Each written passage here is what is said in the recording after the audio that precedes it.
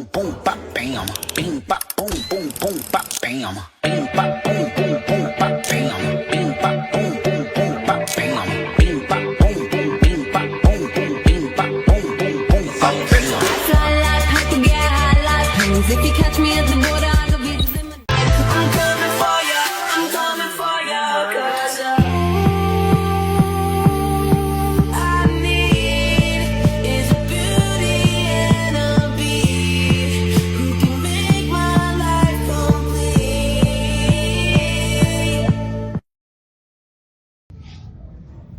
Hi, grade 10 students. We're so glad that you took the time to join us today. We're going to talk to you a little bit about our Sports SHSM program at Georgetown District High School. There are two of us who run the program. My name is Miss McCormack, and I am a phys ed and English teacher at Georgetown High. And I've been running the SHSM with Mr. Costley since it started about 5 years ago.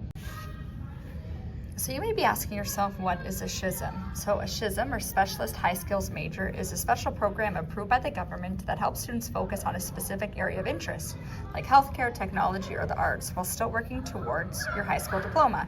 This program is specifically dedicated to those interested in leadership skills and also sports skills. So this program is designed to give you hands-on experience and skills related to your field of sports leadership. By participating in the SHSM, you won't only learn important things about a future career, but you'll also get help preparing for what comes next after high school, whether it's going to a college or university, starting an apprenticeship, or entering the workforce. It's a great way to combine your interests with your education and make sure that you're ready for the next steps after graduation. Part of our Sports SHSM is the 5 components that leads to being successful. The first is the bundle of 8 credits. So in order to gain the Sports SHSM certificate, you need to have 2 major sports credits, which means 2 classes in a phys ed stream. So that could be 1 in grade 11, 1 in grade 12, or 2 in one of the years. You need 4 other required credits. So we'd take a look at our course planner. These are courses like sciences, businesses. Lots of different courses fall within our phys ed and sports realm. So they're very flexible. So you can take a look at that on the planner. And then you need to get 2 co-op education credits. So that's our hardest sell for individuals to take 2 credits out of their schedule to do a co-op. So a lot of our students are doing co-op placements in summer or at night school. You need about 220 hours in co-op. So depending on what your job is outside of school, or if you're coaching or something like that, you may be able to fulfill this requirement in something outside of class. If you take a look at this planner really quickly, you can kind of see the categories that fill in. So you got your major credits at the top: healthy, active living. You've got science, law, social science, business, guidance, tech, all in grade 11 and 12. And you need a grade 11 math and a grade 12 English, which also require little assignments you do when you are completing those courses. Another main component of our program is the sector recognized certifications. Our goal with our program is to try to run 1 certification a month. There are 3 compulsory certifications: CPR, First Aid, and WMIS. And then you have to do a minimum of 3 elective certifications. Now, typically with our program, students tend to leave with many certifications because we tend to offer quite a few. Some examples of some certifications are personal training certification, event coordinating certification, the event performance and taping. For example, last year we had a physiotherapist come in and talk about her career path, and also teach our students how to tape a few injuries, which was really entertaining. So you can see that we have a few pictures of some of the events that we've been doing. So here's an example of CPR in the classroom.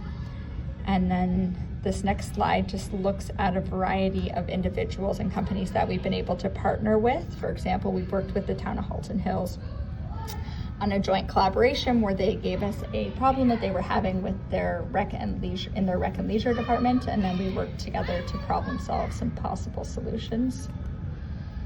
In Sports SHSM, we're really about experiential learning, hands-on learning, getting out in the field and learning by doing. You can see a short list here of some ideas of things that we've done in the past. We did a big MLSE field trip down to the Argos, and we got to explore BMO Field, learned about all the jobs there. We've done a couple of camping trips. We'll show you some pictures in a second. And we have a lot of community partners that accept co-op students or even help us find jobs for students in the community. You'll see a photo here of Rockwood. We went to do a leadership camp there, some hands-on learning. We went to Camp Olympia before and completed lots of different tasks there. High ropes, low ropes, team building, some campfires, canoeing, and things like that. We headed to the Grand River and did a rafting trip, which was pretty fun. Something different where we had to cook our own food. We did some fire building with cooking an egg outside, just different outdoor education opportunities. You can see there.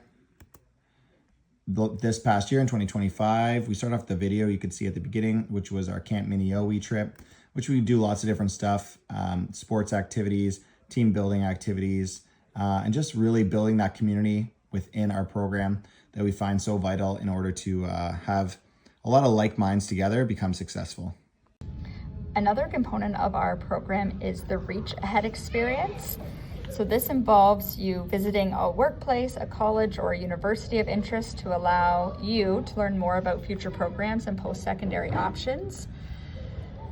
An example of a Reach Ahead experience that we're doing this year is that we're heading to McMaster University. So we're going to do a school tour and take a look at the residences and the different buildings. And then we're going to connect with the women's volleyball team and we're going to look at some film with them.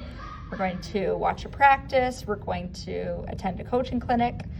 We're going to head to their strength and conditioning program and have a conversation with their coach. And then we're also going to chat with some athletic therapists there. So an opportunity for us to really learn about a variety of different careers related to sport at a university.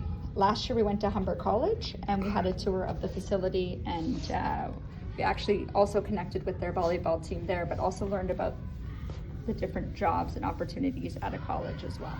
Last important piece is the essential skills that you develop by being in the Sports SHSM program. We really feel that you come up with a lot of different opportunities and essential experiential learning that allows you to build confidence, makes you persevere in different situations, makes you improve your decision-making skills, makes you more creative and adaptable. We really like to work together with like minds, and this allows people to help each other, make each other accountable, and really build those relationships. The benefits of a SHSM are that it's very customized. You can pick the trips you want to go on. Some things like a first aid or a reach ahead are mandatory, but then other things like coaching or taping or concussion awareness training are all going to be geared towards what you want your experience to be. Then the last part of that is building a great resume, putting yourself out there.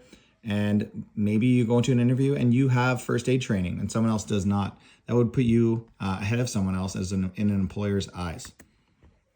How is a SHSM recognized?